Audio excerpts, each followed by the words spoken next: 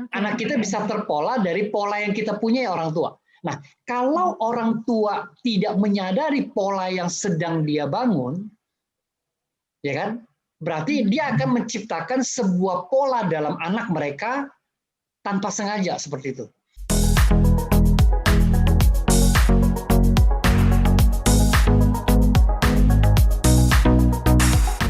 Terlebih untuk membangun pola, Bro Daniel, pastinya anak-anak ya, ini harus dibantu juga nih untuk membangun pola. Bagaimana peran orang tua untuk membantu membangun pola sang anak supaya nanti sampai besar, sampai dewasa terbangun pola yang baik gitu dan kebiasaan yang baik, Bro Daniel, silakan. Nah, menarik nih Audrey, smart listener. Anak sangat pintar, sangat luar biasa untuk meniru. Ya. Meniru. Jadi dengan kata lain bahwa anak kita bisa terpola oleh pola yang kita punya dari orang tua. Anak kita bisa terpola dari pola yang kita punya ya orang tua. Nah, kalau orang tua tidak menyadari pola yang sedang dia bangun, ya kan? Berarti dia akan menciptakan sebuah pola dalam anak mereka tanpa sengaja seperti itu. Jadi harapan saya adalah sebagai orang tua kita menyadari pola kita seperti apa. Contoh paling gampang. Kita sambil makan tapi sambil main handphone. Ya kan? Itu sebuah pola sederhana nih. Ya. Tapi ketika anak kita lakukan, kita bilang nggak boleh. Pasti anak kita berontak. Kenapa? Karena kita memberikan sebuah pola yang memola dia untuk melakukan itu gitu. Ya kan? Nah, contoh yang paling gampang, paling mudah adalah kita mempolakan sesuatu yang kita sadari supaya pola itu terpola ke anak-anak kita. Nah, itu saya lakukan. Saya lakukan. Misalnya ketika makan, saya tidak pernah nyentuh handphone. Kalau saya menyentuh handphone ataupun saya menunggu sebuah harus message penting gitu ya, saya izin. Ya kan, saya izin. Kenapa? Karena sebenarnya kita makan tuh paling lama 30 menit kok. Dan buat saya penting banget ketika makan kita berkongko, cerita dan lain sebagainya, itu penting banget gitu. Ya kan? Karena saya membangun sebuah pola makan siang itu penting untuk ngobrol, penting untuk meletakkan semua itu, anak-anak saya ikut. Termasuk istri saya juga gitu. Jadi ketika ada apa-apa, mereka juga izin. Oke, tunggu ya, Dad, saya ada sesuatu. Nah, itu pola yang kita bangun. Seperti itu. Jadi ketika kita ingin anak-anak kita melakukan yang seperti kita inginkan, kita membuat pola itu supaya mereka menirukan. Itu, Audrey. Nah, sekarang kalau kita bicara tentang anak-anak di rumah nih, sekolah di rumah, online kan? Anak-anak itu kan susah banget bangun pagi ya. Pasti kan? Nah, pasti. Pasti. Ya, saya dan istri gitu ya, selalu bangun pagi dan tidak pernah ngedumel, bermalas-malasan. Saya setiap hari itu bangun jam 4.45. Lalu istri saya jam 6. Seperti itu. Ya kan? Nah, setiap kali kita dibangunkan pun kita tidak pernah ngedumel. Jadi anak si Tobias ya yang paling kecil. Jadi ketika dia bangun itu penuh dengan semangat gitu. Kenapa? Karena orang tuanya juga begitu bangun penuh dengan semangat. Bangun dari tempat tidur dia berdoa. Dia juga bangun dari tempat tidur berdoa gitu. Jadi itu pola yang kita ciptakan gitu. Jadi jangan sampai kita ingin pola anak kita baik, tapi kitanya sebagai orang tua tidak membangun pola yang baik seperti itu. Oke? Nah, tadi ketika kita periksa, ketika kita perhatikan, lalu kita olah semuanya tadi, olah waktu, olah tubuh, olah jiwa, olah budi, akal budi gitu ya. Nah, L yang harus kita perhatikan apa? Lakukan. Ya. Kalau udah tahu, kalau udah bisa mengelola, ya kita kelola, lakukan, Audrey. Simple kan? Just do it kalau Nike bilang, just do it, lakukan aja. Udah, jangan nanya gitu. Jangan berharap orang lain lakukan, tapi kita lakukan. Titik, lakukan. Nah, penting ketika kita udah memperhatikan apa yang kita olah, lalu kita melakukan, A, pola, lakukan, A yang terakhir itu apa? Ada hal-hal yang perlu kita abaikan sebenarnya. Abaikan. Jadi kita anggap nggak perlu gitu. Kenapa? Karena tidak semua harus kita layanin. Tidak semua harus kita layanin. Tidak semua harus kita iyakan. Kita harus belajar say no untuk mengabaikan yang nggak penting. Contoh, kita nonton TV gitu ya. Kalau kita tahu siaran-siaran TV itu tidak memang membawa manfaat, ya kita bisa abaikan kok. Kita bisa memilih, remote-nya kan ada di tangan kita. Untuk mana yang bermanfaat atau enggak. Nah, itu yang saya maksudkan mengabaikan.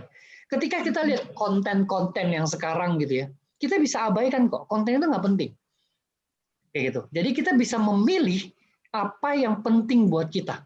Supaya kita terbangun dari daya pikir kita untuk sesuatu yang lebih baik. Kenapa? Karena apa yang masuk kepada kita melalui konten, melalui penyerapan informasi, itu tanpa kita sadari, itu akan membangun pola kita, tanpa kita sadari itu juga akan membentuk karakter kita.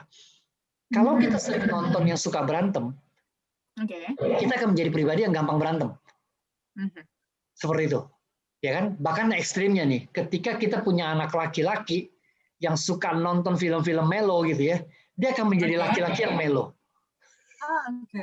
Ya, nah makanya saya menghindari anak saya yang laki-laki nonton film Korea gitu.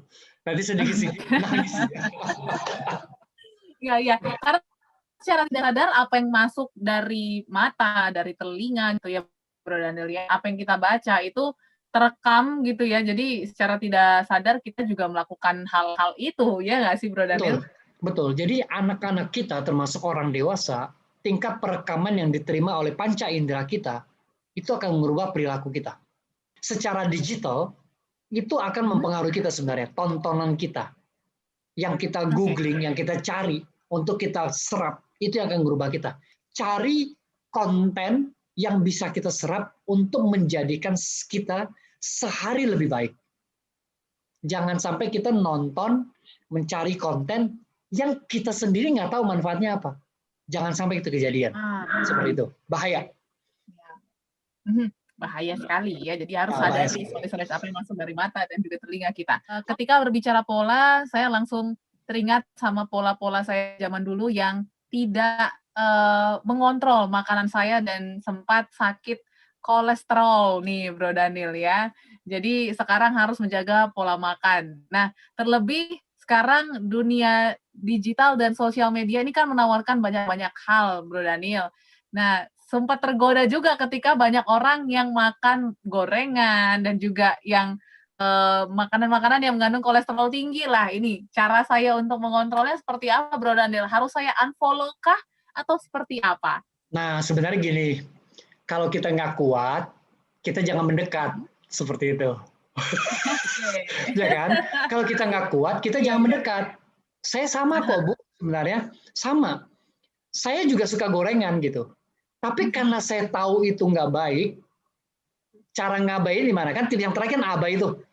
Ya. Jangan deket-deket gitu. Begitu ada tawaran, jadi setiap kali saya olahraga, pulang dari olahraga gitu ya, depan kompleks saya itu ada kumpulan bapak-bapak tuh, pasti ada banyak gorengan. Jadi karena saya takut tergoda gitu ya, saya nggak mendekat. Simpel kan?